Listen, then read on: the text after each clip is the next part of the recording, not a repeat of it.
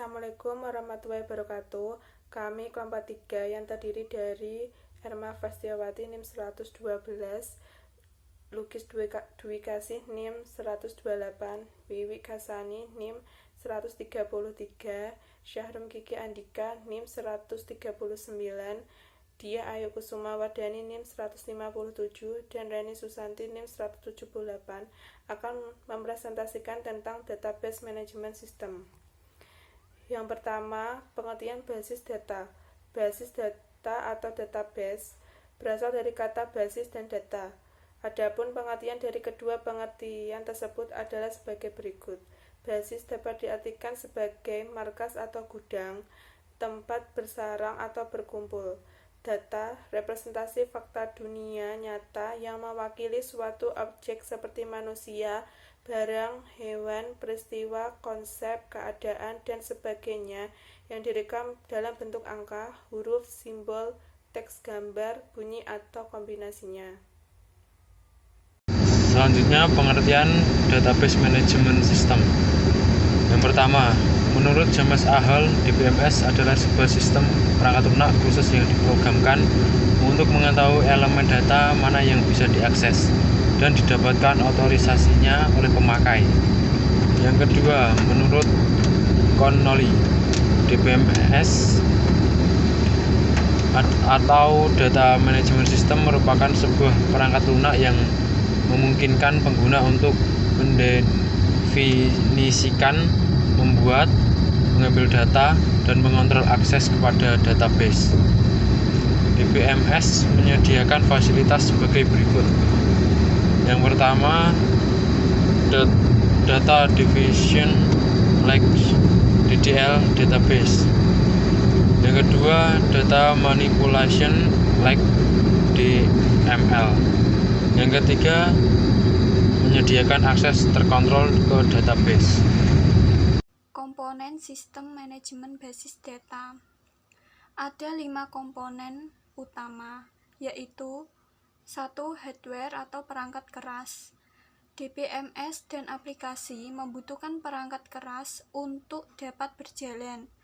Perangkat kerasnya dapat berupa 1 personal komputer, 1 mainframe, maupun jaringan yang terdiri dari banyak komputer. Perangkat keras yang dibutuhkan bergantung dari permintaan dari organisasi dan DBMS yang digunakan. 2. Software atau perangkat lunak. Komponen dari perangkat lunak terdiri dari perangkat lunak DBMS itu sendiri dan program aplikasi bersama dengan sistem aplikasi, termasuk perangkat lunak jaringan jika DBMS digunakan melalui jaringan. 3. Data. 4. Prosedur. 5. Manusia. Keuntungan sistem manajemen basis data. 1. Pengaturan dari data yang berlebihan. 2. Konsistensi data. 3. Mendapatkan informasi yang lebih dari batas yang berjumlah sama. 4. Pembagian data. 5. Memperbaiki integritas data. 6. Memperbaiki keamanan. 7. Pelaksanaan standar. 8. Keseimbangan ekonomi. 9. Keseimbangan dari permintaan yang berselisih. 10. Memperbaiki pengaksesan dan tanggapan data. 11. Meningkatkan produktivitas. 12. Memperbaiki pemeliharaan melalui independen data. 13. Meningkatkan persetujuan. 14. Memperbaiki backup dan layanan perbaikan. Kerugian sistem manajemen basis data. Yang pertama, kompleks. 2. Ukuran. 3. Harga dari DBMS. Keempat, harga dari perangkat keras yang dibutuhkan. 5. Harga pengkonversian. 6. Performa. 7. Dampak yang lebih besar pada kegagalan. Tujuan sistem manajemen basis data. Tujuan utama DBMS adalah untuk menyediakan tujuan abstrak dari data bagi user. Jadi, sistem menyembunyikan informasi mengenai bagaimana data disimpan dan dirawat, tetapi dan tetap dapat diambil dengan efisien. Tujuan dari pengaturan data dengan menggunakan basis data adalah: yang pertama, menyediakan penyimpanan data dapat digunakan oleh organisasi saat sekarang dan masa yang akan datang. Kedua, kemudahan pemasukan data sehingga meringankan tugas operator, menyangkut pula waktu yang diperlukan oleh pemakai untuk mendapatkan data serta hak-hak yang dimiliki terhadap data yang ditangani. Ketiga, pengendalian data untuk setiap siklus agar data selalu update to date dan dapat mencerminkan perubahan spesifik yang terjadi setiap sistem. Keempat, pengamanan data terhadap kemungkinan penambahan, pengubahan, pengerusakan, dan gangguan-gangguan lain.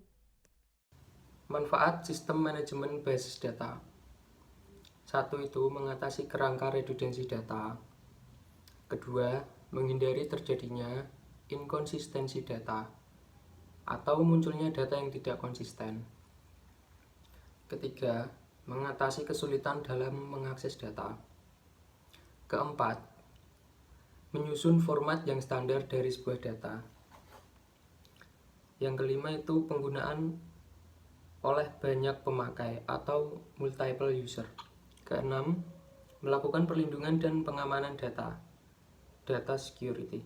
7. Menyusun integritas dan independensi data.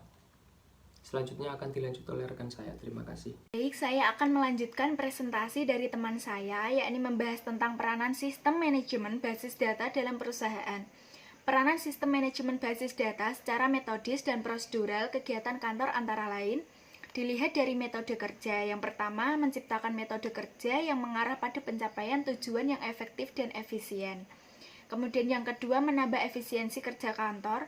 Yang ketiga, membantu manajemen dalam menilai pekerjaan kantor dan subsistem pekerjaan.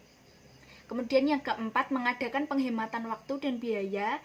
Yang kelima, memeriksa pengeluaran yang sifatnya memboroskan penggunaan pegawai dan catatan-catatan yang tidak perlu. Kemudian dilihat dari prosedur kerjanya. Yang pertama, semakin mempermudah pelaksanaan kegiatan sehingga berjalan secara efisien dalam hal waktu dan tenaga. Kemudian yang kedua, semakin lancarnya kegiatan kerja sehingga menghasilkan pekerjaan efektif. Ketiga, semakin sederhana atau singkat. Yang keempat, semakin efisiensi kerja atau cepat. Kemudian ada macam-macam sistem manajemen basis data. Yang pertama ada MySQL, yang kedua Oracle, yang ketiga Firebird, yang keempat Microsoft SQL Server 2000, yang kelima VisualFox Pro 6.0, yang keenam Database Desktop Paradox. Sekian dari kelompok kami. Apabila ada tutur kata yang salah, kami mohon maaf sebesar-besarnya. Wassalamualaikum warahmatullahi wabarakatuh. Terima kasih.